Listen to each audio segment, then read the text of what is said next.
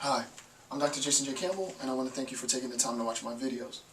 In this video, I'm going to continue my analysis of Immanuel Kant's Prolegomena to any future metaphysics. The discussion comes from section 3 and section 4 of his analysis. The book that I'm using is the Hackett publication of the Prolegomena, so it's the Hackett publication that I'm using. And I'm going to continue the analysis of chapter 3 and 4 in this video. I'm going to take out my gum tie. A point of reference is you can have access to the notes. All you need to do is click the banner that will pop up or the link in the description field. It'll take you to the PDF. Download the PDF, print it, and you can use it to follow along. And I think it will hopefully supplement the lecture. With that being said, let's begin Kant's Prolegomena. So this is Kant's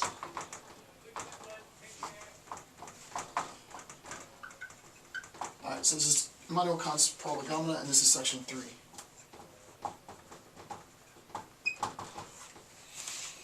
Okay, so now we're approaching the third hour of lectures on Immanuel Kant's Prolegomena, and we actually are still within the very introduction, right, the preamble, right? We're still in the preamble. We haven't officially started the discourse, the first part.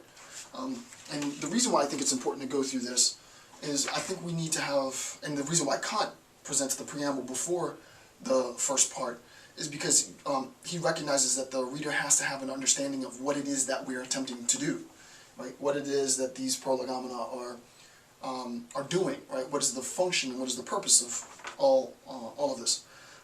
Kant begins the first part of section 3 by discussing John Locke's essays concerning human understanding, right?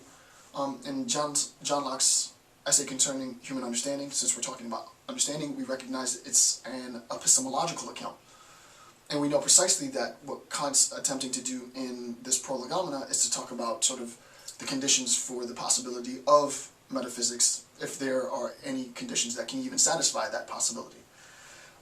So what we need to do, and what I've done, is I've gone into John Locke's essays concerning human understanding, and I've pulled out sections, and I'm going to discuss a little bit of this because Kant references it, but he doesn't give you an explanation directly of what Locke is presenting in those sections. So 2 parts. I'll be talking a little bit about Locke's essay concerning human understanding and its relationship, Locke's relationship, and his ideas that he presents in that text, and how they relate to Immanuel Kant's Prolegomena.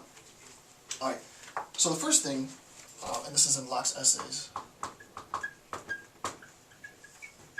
okay, the first thing to recognize is that the first bullet point, Immanuel Kant finds an indication of the divisions, right? He makes the divisions between synthetic judgments and analytic judgments, and I've gone through tirelessly describing the distinctions between synthetic judgments on the one hand and analytic judgments on the other, so I'm not going to go into that now. Kant finds an indication of this division in a prior philosopher, right, in an earlier philosopher, and he finds this in John Locke, right? So he finds some semblance of the division between synthetic judgments and a priori judgments in Locke.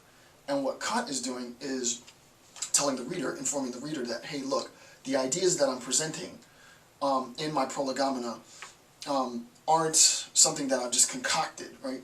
You can find semblances of these ideas in previous philosophers, right? This is part of the tradition. Part of any rigorous academic tradition is always an appeal to prior authority. John Locke as an authority, Immanuel Kant is saying, listen, he presents ideas that are similar with respect to my idea of this specific division.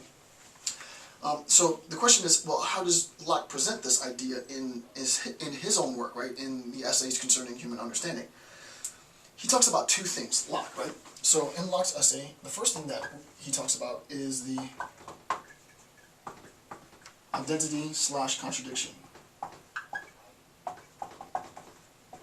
we should immediately see, anytime we see this word contradiction, you recognize, and I said this in the last series of videos, anytime we see contradiction, we recognize that the concept of contradiction is the foundation for our mathematical propositions, right? Not only is it a foundation for our mathematical propositions, but it's obviously the foundation for our analytic judgments, right? Our analytic judgments are based on the principle of contradiction. And some of the examples that I gave before, it is not possible that there exists an x such that that x is an f and that x is not an f, right? So that is an impossibility. Based on this impossibility, right? The impossible existence of something both being, for example, 6 feet tall and not 6 feet tall at one and the same moment, at one and the same time, occupying one and the same space, right? You can't have that. The laws of reason are built on this law, right? This law of contradiction. So anytime we're talking about identity or contradiction, and identity contradiction, this would be this is Locke's term, right? Right, this is Locke's term. So anytime we're talking about identity contradiction in John Locke, Immanuel Kant says, well, this obviously corresponds to, and it should be obvious now, right? This obviously corresponds to analytic judgments, right? So that's what it says, right? There's a correspondence between identity and contradiction in Locke and analytic, L-Y-T, analytic judgments in Kant, right? So Locke calls it identity contradiction. Kant calls it analytic judgments, and what Kant is saying is he refers the reader back to back to Locke. I don't remember off the top, but I think it was like Book 4, Chapter 3, Section 9, or something like that, right? Which I don't have here, but if my memory serves me correctly, it was Book 4, Chapter 3, Section 9, something like that. But it's in Kant. So Kant refers you directly to the passage, and when you read the passage, this is what Locke is talking about, right? Locke is talking about sort of the role, and I'm going to explain this in a second. Locke is talking about the role that identity and this concept of contradiction play in our epistemology, right? The first thing that you should recognize is that our epistemology is buttressed on this concept, right? What does that mean? And I feel like I'm going a little too fast. It is impossible, right? It is impossible. Epistemology has to do with my understanding. It is impossible for me to have an idea in my mind that is both simultaneously at the same time both a circle and not a circle. It is impossible for me to have an idea of something which is both 6 feet and not 6 feet at the same time. It could have been 6 feet at one point and 6 feet at another, and not 6 feet at another, but one and the same object, one and the same time can't both be A and not A. This is the foundation of our epistemology, right? Our epistemology is grounded on this, right? So, insofar as John Locke is discussing these concerns of human understanding, then he himself has made this distinction, and that's what Kant is saying. Kant is saying, listen, I'm not the first one to make this distinction.